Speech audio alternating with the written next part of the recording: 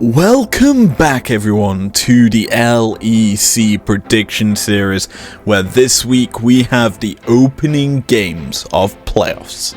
3 sets of best of 5s are on the table, which we'll be getting to just after we cover last weekend's results, or the weekend before because we had the break week. Yeah, let's go over each day. Day 1, 3 out of 5, we dropped the Rogue XL and SK Vitality game. Day 2, 2 out of 5, we picked up Mad and the XL games. Day 3, 3 out of 5, then it was obviously the 2 tiebreakers, we got none of them. But we dropped on day number 3 XL Astralis and Misfits Fnatic. That in total was a nice 8 out of 15. It would have been obviously 8 out of 17 because of the extra 2 games, but we don't really care about tiebreakers. What we do care about is the opening games of playoffs. Best of 5s are back in action, and we have a doozy to kick it off. It's the new guard of the LEC, Rogue taking on Mad. This game has been a former playoff final, and if either of these teams win, they go to Worlds. So the stakes on this game are pretty huge, because you don't want to go into the lower bracket and have to win another game. So let's discuss this one straight off the bat. We'll go matchup v matchup. Top, mid, jungle, support, you name it. Bot lane, yeah. Honestly, I think this is close. Top lane, Armor has been performing very well this split, towards the latter half of the split I should say. And he's been getting more praise than obviously he got in spring. He's getting to his form, and I think playoffs he's going to showcase a lot of success. Going up against Odo is where he will be tested. Odo has a pull that's quite huge. He can play tanks, he can play weak side very easily, he can even play carries. And Rogue have kind of given him some carries this split, and he's been performing fairly decently. I think that top lane matchup is fairly even, though it could go insanely stupid. That's how I think that'll go. Jungle, it's been probably the more one-sided in the matchups here. Everyone prefers Elyoya. He is in the all-pro jungle slot. Personally, Malrang hasn't had the best split. I mean, he hasn't had the same success he found in spring, but we did start to see in the last week of the regular split some of Malrang's crazy waiting in the wings to catch out member plays. I believe we'll have covered it during the Vitality game, but yeah, he's very good at sneaking in behind. With us going on to a patch that leads up into Worlds, I think we'll be seeing some more crazy sneaky picks. Maybe a Shen. Honestly, his Shen is pretty dope. Or another champion that's fairly bulky that can get in behind, like a Jarvan. Something that he can engage on. He prefers. Oh yeah, on the other hand, can play carries. He can play the same sort of style, the engage heavy. And he is more dominant. He affects the map a lot more than what Malrang would, though it's in different aspects that we see these two junglers affect one another, or affect the map I should say. Mid lane, I'm gonna say is fairly close, though everyone will say Niski is favoured here. I personally think you can shut down Niski quite easily, and it's the same with Larson. Ban away the very heavy control mage picks. That's the big gist of that matchup. Control mages, bye-bye. If they're gone, I think Niski's still favoured. You've got the likes of the Silas there. He can pile up very easily. He probably could pilot a Yasuo if needs be. That's not something that I would see in Larsen's wheelhouse of champions.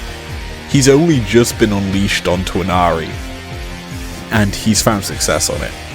His Azir's been banned. He's basically T1. If you look at how they've played this split, if Azir's open, they first pick it. That's what T1 have done. And yeah, in their series against Damwon just this weekend, they left it in the last game and Birdolf somehow got it top. It was a weird one, let's be honest. But it was a big pick for T1 this entire split, and they're going to Worlds. I think it's the same sort of ideal for Rogue, and probably will be done during their series against Mad, and I think it could be highly contested. Bot lane, so everyone will say Unforgiven, Kaiser, best bot lane in the league. I prefer, honestly, Comp to Unforgiven. Comp has been performing exceptionally this split. He gets not that much praise as what Unforgiven does, but he's still been very dominant, and people need to put some respect on his name. And he has been a big reason why Rogue beat Mad every single time this split. As we just need to say, True Shot Barrage steals away the Elder, and boom, Rogue win. It was a losing game for them until it wasn't. Rogue, bear in mind, have 2-0'd Mad this split, so Mad will want revenge. As for the supports, I'm just going to say they're fairly even. They both play in Janus, they both play Engage, they both play whatever. That's all I need to say. Zeri will be highly contested. My Anarchy Analysis teamfight breakdown of Vitality Rogue from Week 8 should realistically explain how dominant Zeri has been this split. But yeah, time to give my prediction. I've gone through each role. It's a close one. Honestly, I could see, I'm gonna say the phrase, either one of these winning.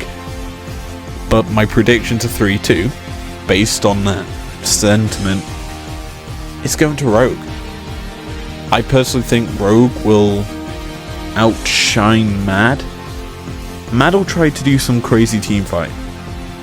So I feel Rogue will try and draft away from teamfight, play the poke, play the range, play a comp that can keep Mad at bay, and then just outscale and push turrets. That's how I think Rogue will try to play around Mad's style, and possibly target top. I think we'll see some frequent visits to the top lane, just to keep Armor down. Armor probably will go for some reason to an Aatrox in a game, and then pop off, but he needs to be kept subdued, and that will allow Odo to affect the map with whatever he goes for, and possibly dominate teamfights later on. That's my humble opinion of this Rogue lineup against Mad, but I could be completely wrong. I'm not Rogue, I'm not Mad. I don't know how they want to play playoffs. They've had a break week to get ready. I don't know if they're actually on the new patch or not, but it's going to be close. It's going to be a good matchup, and it's a great way to open up playoffs. Let's get into it. Game 2, matchup 2 is Misfits versus G2. I'm not going to be as thorough as what I was in the first matchup, let's be honest.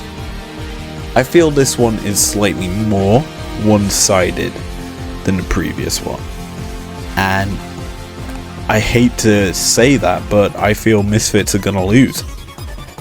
pure and simple 3-0 G2 is my prediction. When it comes to playoffs, G2 find their magic. Sure, they're qualified for Worlds. They don't technically need to win this game. And yeah, they could give Misfits an easy trip to the United States, but they're not going to. Yeah, it's the last hurrah for the Bunnies, but G2 are dominant. And I don't think the crazy games have justified G2 Misfits' split. G2, I'm gonna say it, should wipe the floor with this Bunnies lineup. I think they're gonna top gap it. The pressure of playoffs affects rookies in many ways. Irrelevant, this is his first playoffs. Yes, I guess the Misfits have that sub option in the jungle where I believe they can bring in Zlatan and just carry if need be. But I don't think they will. I think Zanzara will stay in the jungle, and then G2 will just have a field day against him. You can ban out his Poppy, you can ban out his Trundle, hell, ban out that Skarner. What's he gonna do? Pretty much nothing.